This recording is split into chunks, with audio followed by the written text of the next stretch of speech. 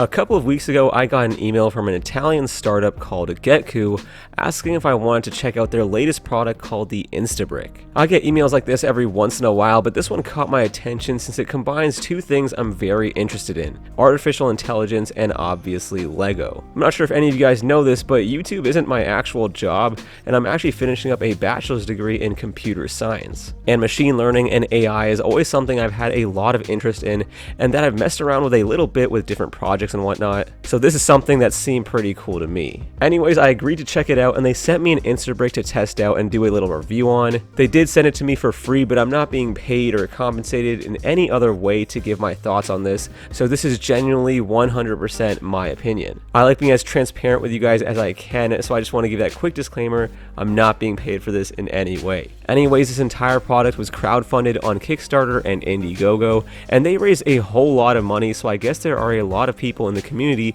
that want something like this. And what Instabrick actually is a Lego parts inventory and identification system. Simply put, you can use this box to identify Lego bricks and then manage and view your collection of those bricks you identified on their platform. I'll break it down in a lot more detail later on in the review. In the box, you get what they call the white top, which is the actual Instabrick product. It's like a big light with a 5 megapixel camera in the middle. You also get a pretty decent quality USB-C cable to connect to your laptop, and then also a paper card that acts as sort of like the base of the build. Setting it up was fairly easy. Now, they don't actually provide the pieces to build the entire thing, so you will need to use your own. On their site, they have these instructions, and you pretty much end up building a 16 by 16 by 11 big square with one wall open. And you just place the white top on top of it, which actually is compatible with Lego bricks, so it'll lock in with those. But the thing is, I didn't have that many white Lego bricks laying around, which is what they recommend that you use. But I did have a whole bunch of 2x4 light gray parts, so I went with that instead.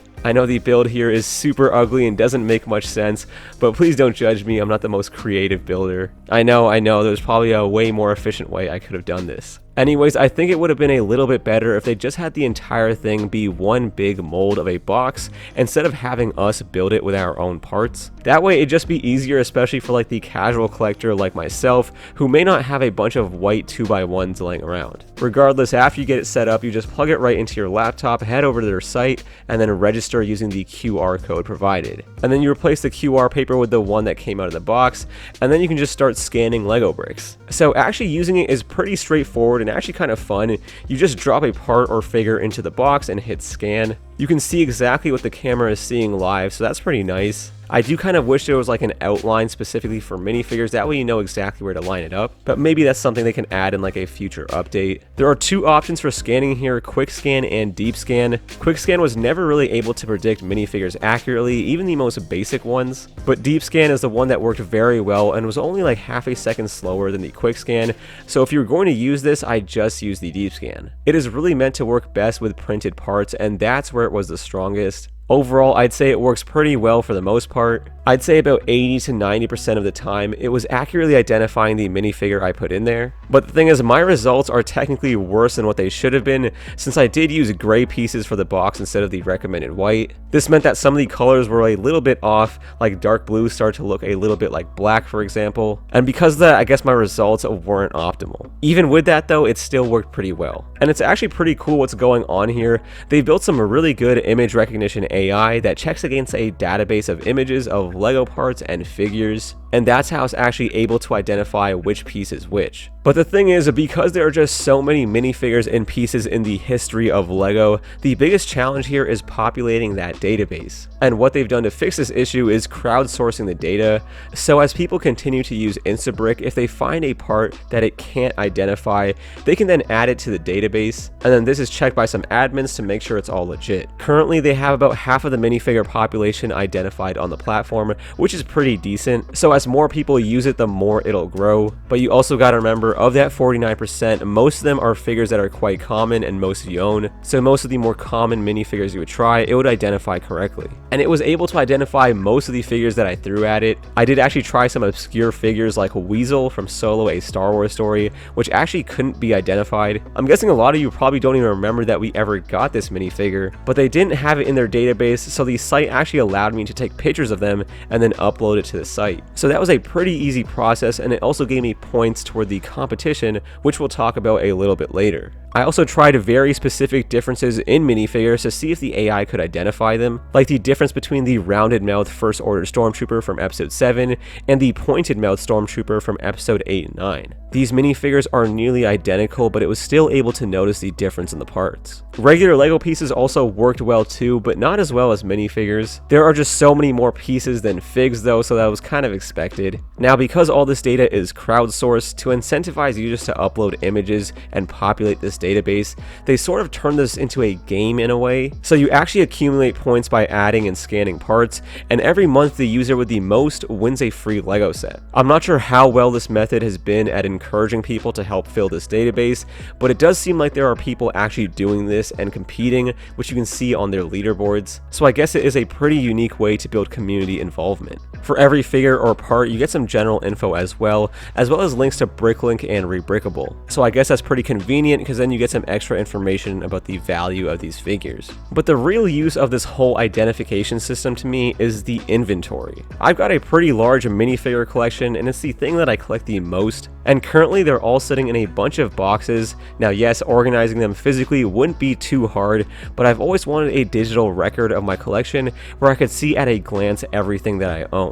And that's pretty much what the inventory system does. It lets you add any minifigure or part to your inventory where you can sort them into specific folders. You can also import and export your collection data into Excel files, so that'll be helpful for some people. But this feature of the inventory is like the main thing to me, but the real question is, does it work well? And I think it generally does, but it's also the area where I think the most improvement is needed. The user interface is not the greatest to me, which makes organizing and viewing your collection not that great of an experience. It's not horrible or anything, but I think it definitely could be better. Also, I think it'd be nice to have more data in the inventory section, like retail and current value of everything in your inventory based on like Bricklink prices, or maybe how you rank in a community leaderboard with the number of figures you own. Just some general nice statistics and facts. I think that would be pretty cool to see. To me, the identification feature is great and works well, but now I'd like to see more focus given on the inventory system. Now, who is this product really for? I think this will be convenient for any casual or amateur collectors with large amounts of figures,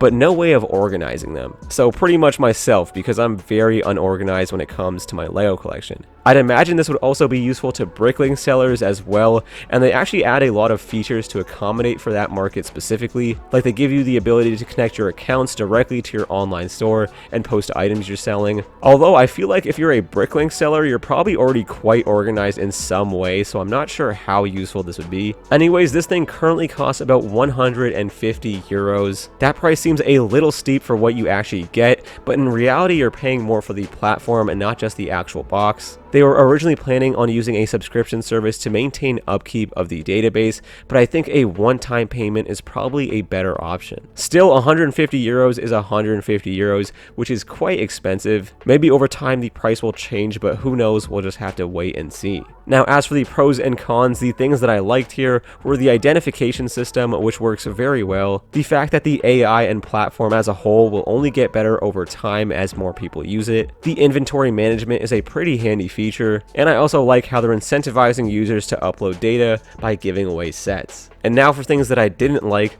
the fact that you have to build the box. I know they wanted it to be compatible with Lego bricks, but I think it'd just be better as a whole if it was one entire mold. That way there's no issue with getting a whole bunch of white bricks and building the walls for more casual users like myself. It would just work right out of the box. The user interface also needs quite a bit of work. It still gets the job done, but it still needs a lot of fixing up to make using the inventory feature more enjoyable. And then also the price is very high, but if this seems like a useful tool to you, then I still think it's worth the trade-off. Overall, I do think it's better than a subscription service, which I really don't like. But the real important thing to remember here though is that these guys at Getku are just a small startup. They aren't some big company or anything, just a small group of a really passionate Lego enthusiasts trying to make this idea come to life. And that is the thing that I admire the most about this product. I actually got to speak with a couple of their team members, and they really stress the importance of user feedback and how much they base their decisions decisions off of what their community thinks. They're not just trying to make a quick buck or anything, they really want this to be a product which fans would be happy to use,